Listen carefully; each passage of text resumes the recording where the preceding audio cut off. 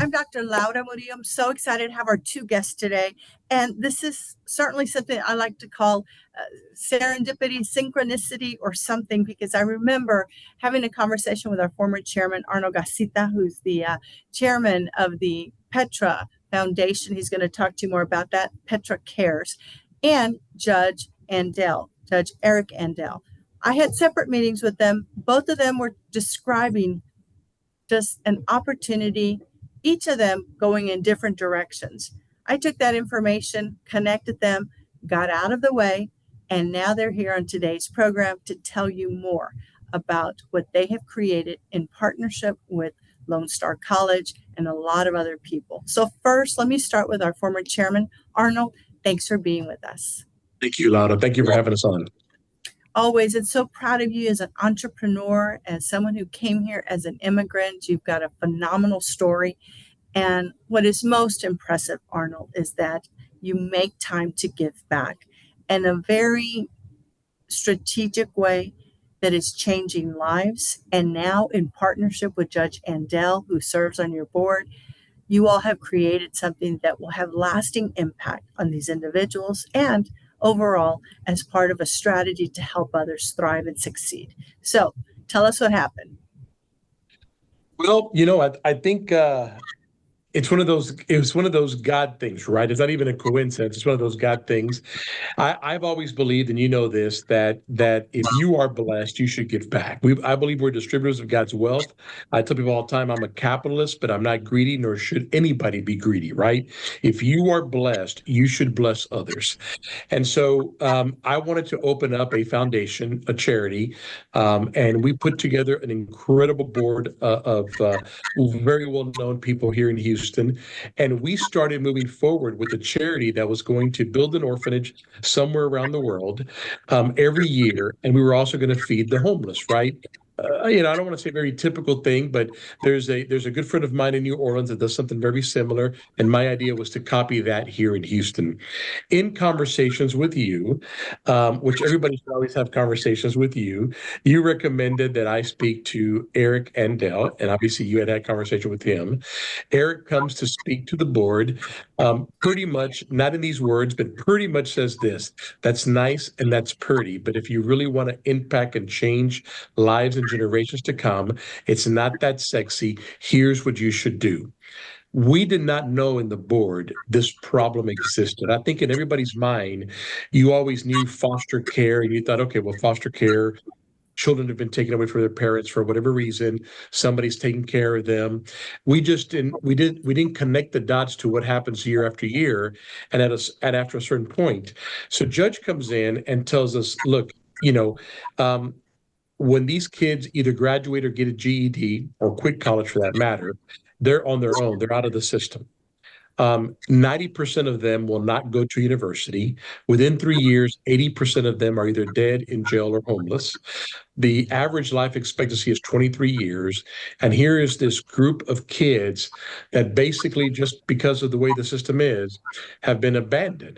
Now, there are homes that pick them up and feed them and things like that, but nothing else. And so our board, after Judge coming in and speaking to us, decided to do a complete 180 and forget about my idea and start doing what was needed, not only here in Houston, but nationwide. We're expanding the program now to Los Angeles and Galveston, but what was needed here in Houston and nationwide. And so we started working and developing a plan that would help kids exiting the foster care program for whatever reason. Parents were taken away, or they got in trouble, or they're in the court system, and young homeless adults.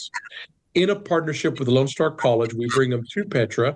We teach them how to be a technician, and then our customers, our dealerships, hire them to be a mechanic. So they leave our program with a job, and thanks to God and the help and the donations of everybody that's helping this program, we're changing these kids' life tremendously. It's a 7-week crash course, and you leave out of here unless there's an issue, with a job.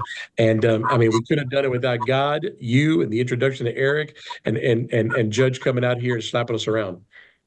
Well, Judge, jump right on in. Well, I will. We actually met with Judge Moore and I. We're at that breakfast, and we were talking about the needs of our children. There's two sides of the juvenile system. One is the juvenile side where the kids have gotten in trouble, stubbed their toe, and the court deals with the activity, that criminal, quote, alleged criminal activity. My side is the CPS side, which means that I have kids in foster care, the abused kids and mostly neglected kids. And I've been doing this, Laura, a combination of this for 34 years. I've been on the bench 34 years. I know how could that be? I get that that's impossible to have been a judge 34 years, but yes, it's true. And I know it's impossible.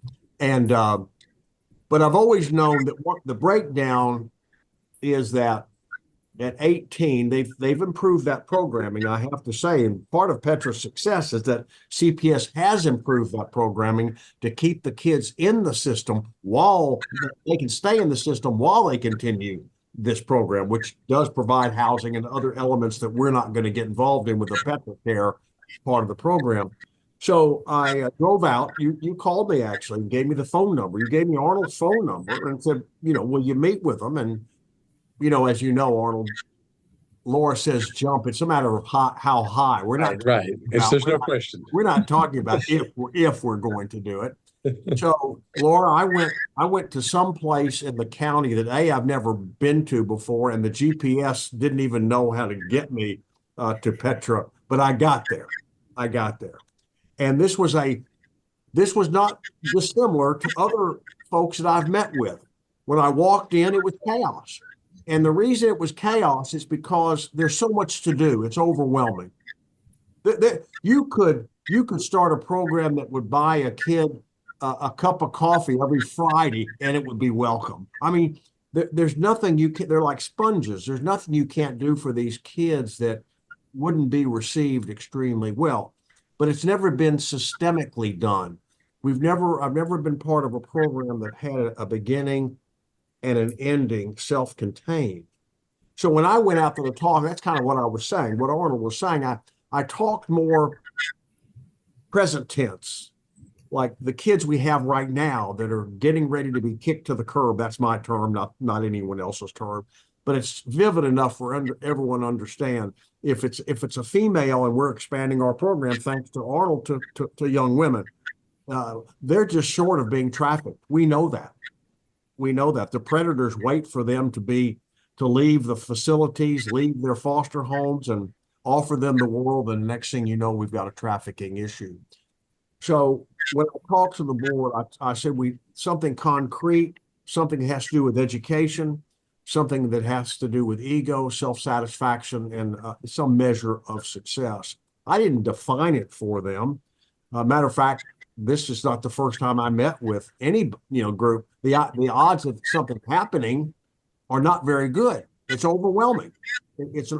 So I left the meeting after. And thank you for the lunch, Arnold. And I thought that's what this was going to be about. Nice lunch, nice Kiwanis Club speech, and I'd be on my way.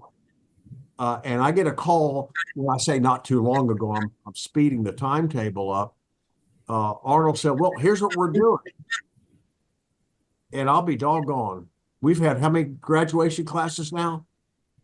Three graduating classes, and we're on our fourth class right now.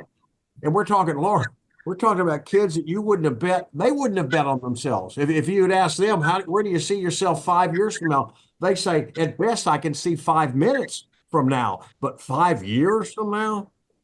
And now these kids, there's a waiting list. I mean, why wouldn't there be, right?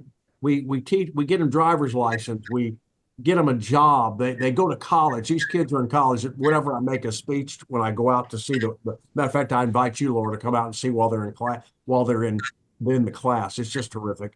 And I say to them, would you have ever believed, looking out there, how many of y'all would believe that you'd be in college right now? You're in college. How many of y'all believe you'd be going to college? And the proof is in the pudding. We have 3% of our kids that make it to college.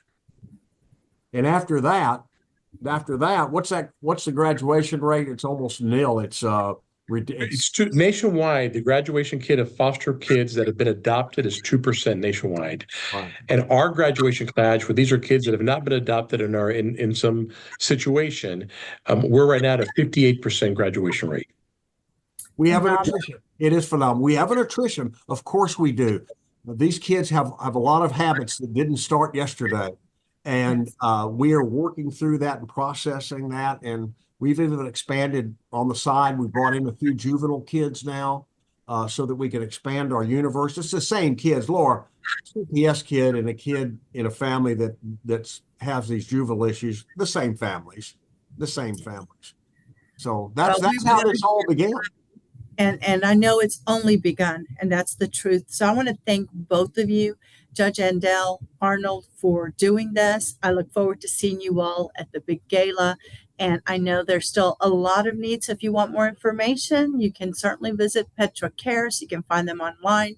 And again, my thanks to both of you. And we were all in the right place at the right time. So thank you for circling back around to let me know the success of your program and continue doing great things. Thank you. Thank you. Appreciate it. Thank you. Thank you. Goodbye.